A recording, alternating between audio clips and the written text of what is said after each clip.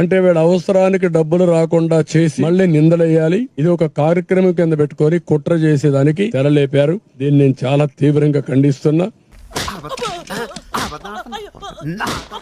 చంద్రబాబు పుణ్యానా అనేసి ఇప్పుడే ఇంకా రాలా సీట్లోకి, ఇంకా వయసులో ఉంది. వచ్చాక ఆయన అక్కడికి వెళ్ళి తెచ్చుకోవాలంట, ఇంటికి రారండి వాలంటీర్. నీళ్ళే పెట్టారట చంద్రబాబు నాయుడు మోడీగోడు పెట్రోల్ పోసి కాల్చేస్తాను. ఎవరిని? చంద్రబాబు. ఏమనుకుంటున్నారు జనాలు, ఎందుకు ఫస్ట్ తారీఖు పెన్షన్ రాలేదంటే? ఎందుకు రాలేదంటే వారంట్లు ఉండకూడదు, చెయ్యకూడదన్న పద్ధతి చంద్రబాబు నాయుడు ఎందుకు చేస్తుండో. అయినా కూడా ఆయనకి ఏం నష్టం వచ్చిండేది? కోర్టుకి వేయడం అంట, ఇవన్నీ మళ్ళీ వారంటీలు అడ్డుకోవడం అంట, ఇవన్నీ ఏం చేయడం అవసరం ఆయనకి?